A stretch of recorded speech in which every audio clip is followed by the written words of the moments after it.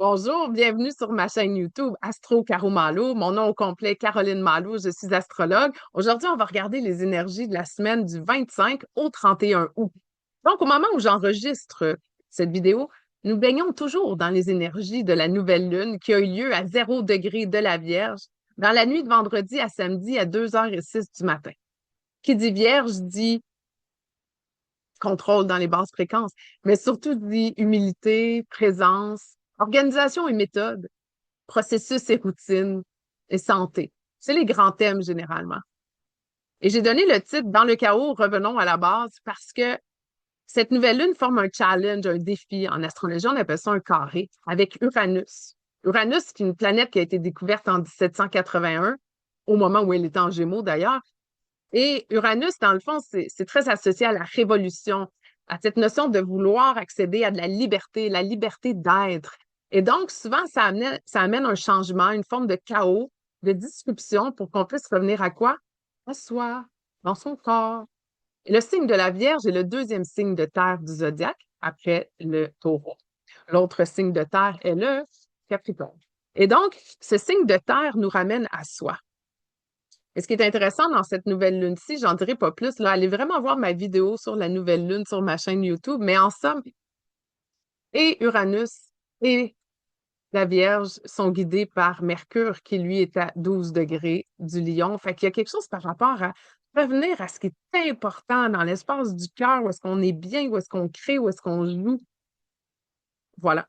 Et donc, il y a comme une excitation, il y a comme une énergie de feu, une énergie chaleureuse qui émane de ce changement-là, qui vient vraiment de l'intérieur de soi, mais encore faut-il l'assumer, l'accepter d'abord et l'assumer ensuite.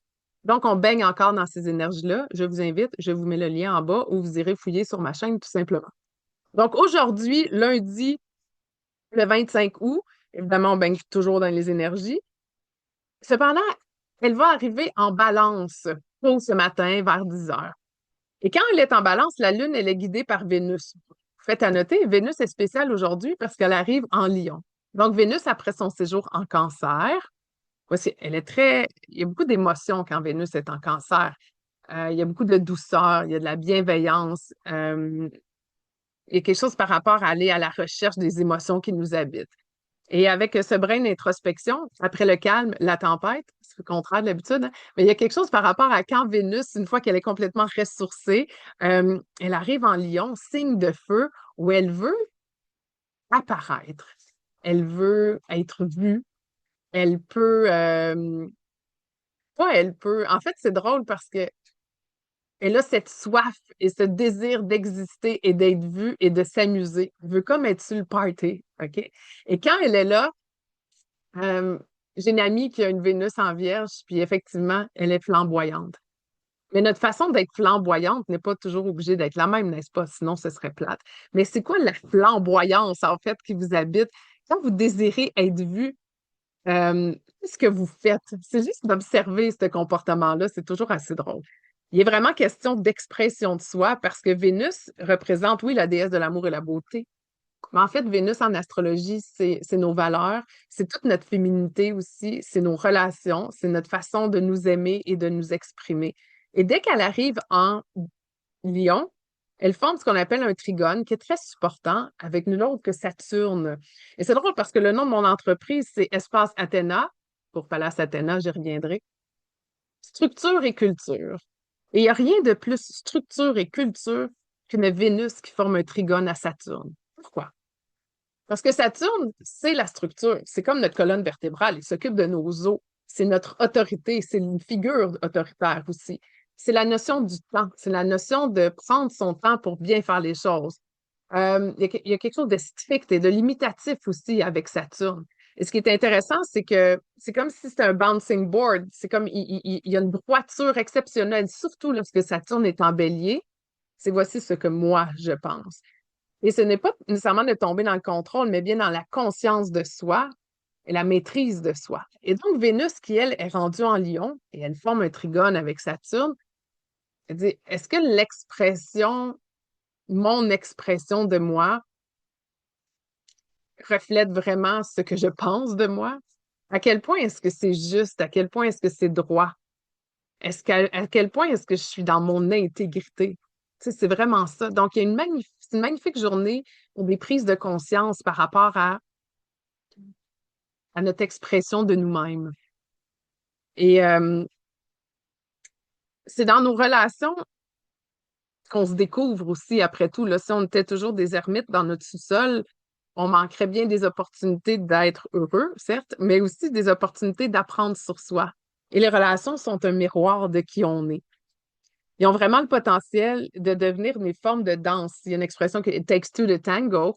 Ben, c'est un peu ça. Donc, dans la danse avec l'autre, c'est là qu'on conscientise notre comportement, nos pensées, nos réactions. Puis c'est une belle journée donc pour observer quand parfois on peut être un peu trop prompt, par exemple, parce que le feu, ça fait ça. Le feu, il est créatif, il est passionné, il est intense. Donc, c'est de remarquer à quel point l'intensité qui vous habite dans vos communications, en relation, est-ce que c'est à propos ou pas? Ça peut être le fun en ciboulot, là, ça c'est sûr.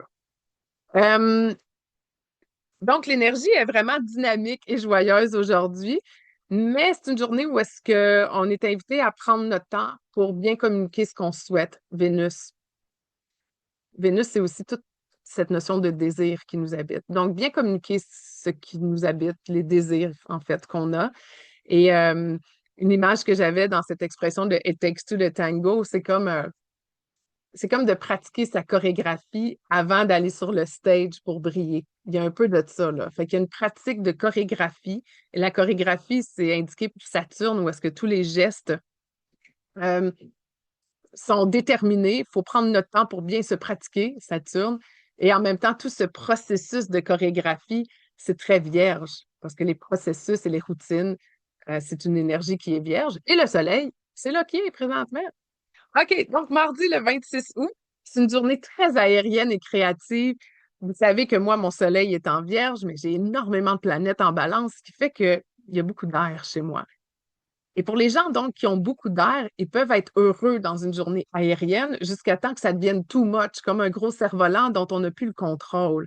Donc, vivement l'énergie aérienne pour discuter, parler, entrer en contact avec les gens, avoir des idées, négocier, tout ça. Puis c'est super créatif. Pourquoi? Parce que le guide, en fait, la raison pour laquelle c'est une journée aérienne, c'est parce que la Lune arrive en balance et elle est guidée par Vénus, qui elle est en Lion. Je viens d'en parler. Et ça amène cette énergie de créativité. Fait qu'il y a beaucoup de nouveaux projets excitants qui prennent forme ou qui ont le goût d'être manifestés. Fait que plus on reste dans ce qui nous fait vibrer, c'est sur quoi on tripe, là, comme on est dans l'espace du cœur, qui est grand ouvert, puis on est bien, plus il y a des opportunités dont on rêve depuis longtemps, qu'on peut soit créer, capturer, attraper au vol. Puis il y aura un peu de ça jeudi, on va le voir. Euh, puis souvent, on entend parler de manifestation, là, fait juste avoir des pensées positives. Well, ce n'est pas suffisant. Avoir des pensées positives, c'est une chose, mais encore faut-il y associer une émotion aussi qui est liée à ça. Et ça peut juste devenir magie, là, c'est-à-dire de pouvoir capturer des opportunités quand notre cœur est ouvert, quand on est dans l'espace du cœur et de la vibration et non pas de notre tête. Donc, il faut être prêt à recevoir aussi. Il y a ça aussi, hein. Euh, Vénus, c'est un corps féminin, la Lune aussi. Et les corps féminins, l'intention, c'est d'accueillir et de recevoir ce qui est. Fait que quand on est toujours en train de pousser, de se propulser, à quel point est-ce qu'on laisse de l'espace pour accueillir et recevoir? Encore ici, ça prend deux pour danser le tango. Euh, voilà, on sort sur un trampoline pour voir qu'est-ce qui peut bien se passer de l'autre côté de notre critique intérieure à qui on laisse parfois trop de place. Et la raison pour laquelle je dis ça, je vais juste voir une affaire là. Ah oui, c'est mercredi, ça. OK. Pourquoi je dis ça, toute cette notion d'opportunité? C'est parce que justement, Vénus, qui est la guide de la Lune présentement, c'est à son tour de former un sextile avec Uranus, ainsi qu'un trigone avec Neptune. De là, cette idée de créer et de manifester. On est excessivement supporté mardi pour ça, là. C'est vraiment très beau, vraiment. Et pourquoi est-ce que je parle de notre critique intérieure? C'est parce que des fois, ce qui peut arriver, c'est que on n'ose pas, parce qu'on se fait pas assez confiance. Et Et là, j'ai le goût de vous dire, mettez ça de côté, c'est votre ego qui parle. Là. Mettez ça de côté, sautez deux pieds dessus, là, ça trampoline, sur un trampoline, pardon, c'est masculin, un trampoline. Donc, sautez dessus, puis voyez qu'est-ce qui peut se passer lors de votre culbute. Vous ne savez pas qu'est-ce qui va arriver, mais ça se peut-tu que ce soit du positif, du grand? Ça se peut-tu que ce soit des choses auxquelles vous rêvez depuis longtemps? Je trouve cette énergie de mardi absolument magnifique. D'ailleurs, vous m'en redonnerez des nouvelles. Mercredi le 13. Mercredi le 13, on passe la journée avec une lune qui est toujours en balance et c'est en soirée seulement à 21h27 que la lune sera en scorpion. Aujourd'hui, mercredi, ce qui est important de savoir, c'est que Vénus, encore elle, ça fait 3 jours que je parle d'elle, elle forme une opposition avec Pluton en Verseau, qui est rétrograde. Donc, Vénus, j'en ai parlé. Qui est Pluton? Pluton, c'est souvent nos peurs et nos doutes. Pluton, c'est beaucoup d'intensité. Ça peut être dramatique parce que ça détruit pour tout rebâtir. Et quand il y a une opposition, donc là, c'est Vénus, Madame Relation en personne, qui est opposée à Pluton, j'ai donc l'impression que ça va se passer sous forme d'une relation. C'est sous forme d'une relation, une amie, un parent, qui va venir vous montrer où vos doutes et vos peurs se cachent. Pour que vous puissiez en prendre conscience puis dire, hey, ça se peut-tu que j'aille le courage, en fait, d'assumer tous les désirs qui m'habitent, puis, oh, yard, ce que les gens peuvent penser, j'ai le goût de créer à partir de cet espace-là. Fait que c'est vraiment sous forme de rencontre. Donc, restez à l'affût.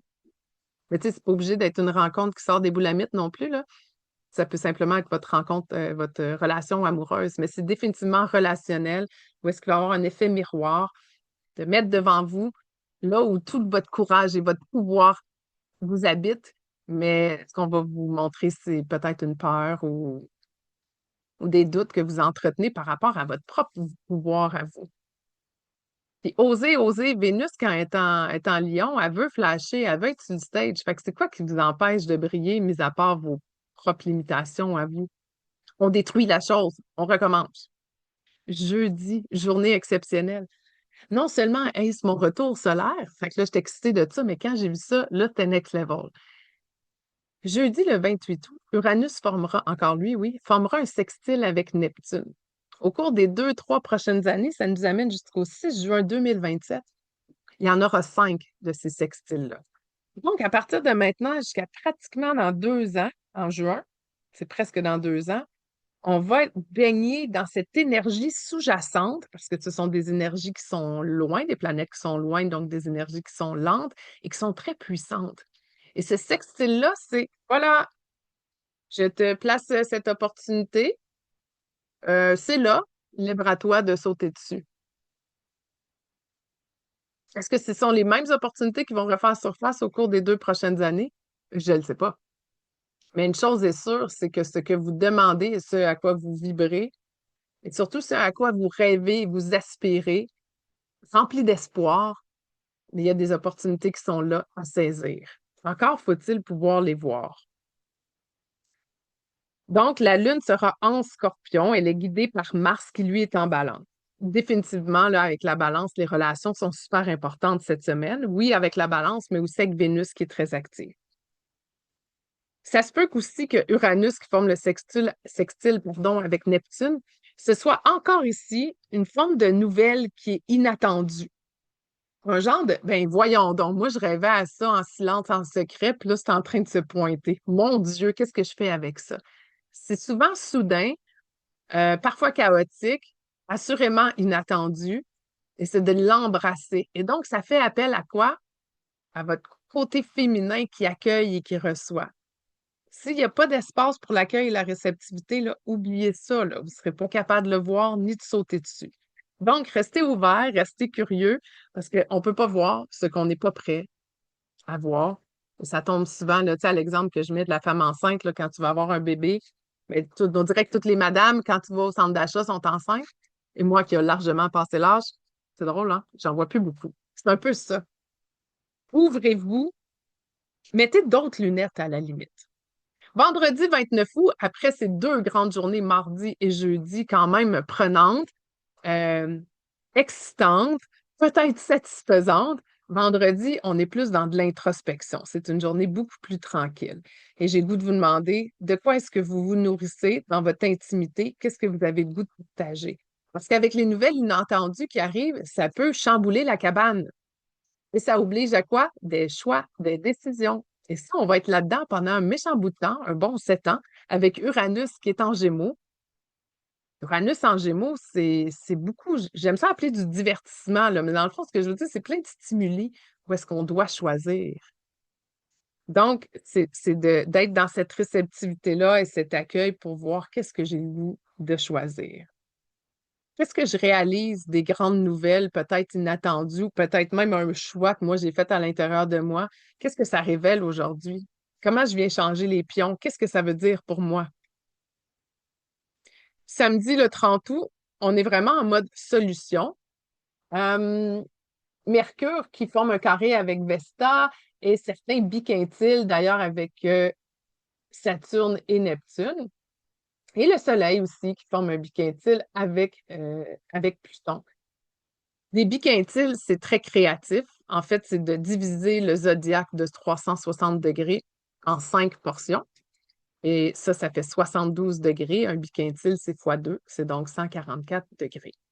Les biquintiles, c'est de la créativité intellectuelle, c'est de la prise de solution. Et ça, avec un soleil en vierge, c'est tout indiqué pour qu'on ait le cerveau qui spinne pour pouvoir euh, penser à des façons de régler des problèmes, mais non pas juste en regardant les solutions potentielles à l'extérieur de soi, mais en identifiant le problème. C'est dans la problématique que se trouve la solution. Fait que c'est pas de regarder à l'extérieur, c'est de regarder dans le défi, dans le problème. C'est quoi le besoin, en fait? Et c'est dans le besoin du problème que se trouve la solution. Il est vraiment aussi question qu'on se fasse confiance, puis c'est vraiment pas une journée pour demander l'avis à tout le monde. C'est vraiment une journée qui nous ramène à notre flamme intérieure, à notre confiance en soi, qui nous permet aussi ultimement d'apprendre sur soi, parce que quand on ose prendre une décision basée sur nos tripes, notre gut, notre feeling, notre expérience de vie, notre sagesse intérieure, c'est comme une fierté à la fin de la journée. Puis un apprentissage, absolument un apprentissage.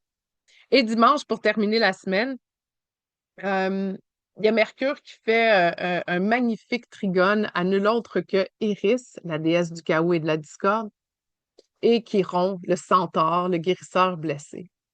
Fait qu'en fait, il y a beaucoup question de quand là, on se permet de penser autrement, c'est là qu'on peut réaliser qu'on se gardait dans une cage dorée. Fait à force de toujours penser de la même façon, on s'enlise dans nos façons de penser, dans nos croyances. Alors que quand on se permet de sortir de la boîte et de penser autrement, c'est libérateur. On trouve d'autres solutions. C'est excitant en même temps. Puis cette libération, ce côté très libérateur, c'est aussi guérisseur en même temps. Parce que ça requiert de la force en soi puis de la confiance en soi que d'oser sortir de son pattern limitatif. Donc, je trouve que c'est comme réaliser qu'il y a d'autres choses qui existent dans la vie que notre train-train quotidien. C'est de réaliser qu'on est capable de créer tout ce qu'on veut. Ça fait appel à notre souveraineté définitivement parce que Mercure est en Lion, signe de feu, ou dans les très hautes fréquences du Lion. Il y a quelque chose de très souverain, euh, d'assumé, de puissant, de très leader. Et que finalement, les plus grands leaders ne sont pas nécessairement ceux qui crient le plus fort. Pas toujours, c'est pas juste dans la vision et l'inspiration, mais c'est dans l'intégrité de faire des choix qui sont dans l'intégrité, qui respectent les valeurs profondes de la personne. Ça, là, c'est beau, là. C'est comme une ligne droite, un arbre qui tient droit. C'est vivant, certes, mais c'est fidèle à soi-même. C'est super beau. C'est comme une loyauté envers soi. Et on dirait que ce faisant, c'est de se demander pardon. Parce qu'on peut demander pardon, mais de se demander pardon, quand est-ce qu'on fait ça dans la vie? Ben là, il y a une invitation à le faire. Fait que c'est vraiment une semaine où les relations sont importantes, où est-ce qu'un cœur grand ouvert, c'est important, de créer, de jouer, de s'assumer et de voir qu'est-ce que la vie nous réserve en termes de nouvelles façons d'être en relation ou des nouvelles relations qui nous permettent, je ne sais pas quoi, mais peut-être quelque chose que vous rêvez depuis longtemps.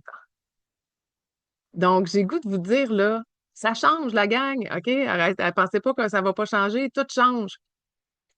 Là, dans ce mois-ci, c'est nos façons de faire qui changent, c'est nos processus internes. Et là, la reprogrammation.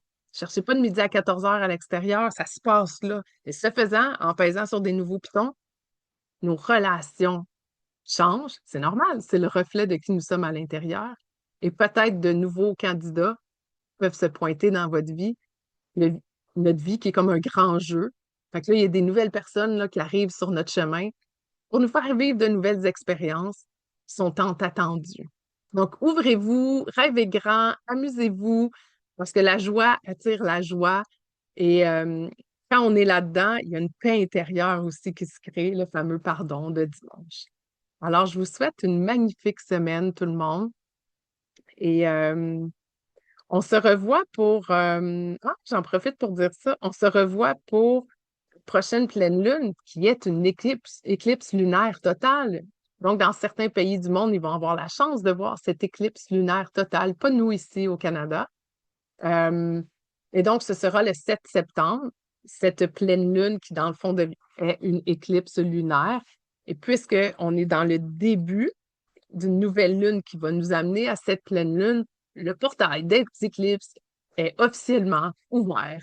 Et donc, ça veut dire qu'il y a comme des parties ombragées de nous qui vont prendre le bord. Et voyez comment votre ego réagit à ça, mais on s'en reparlera lors de la pleine lune qui va être en poisson. L'éclipse lunaire en poisson, pardon.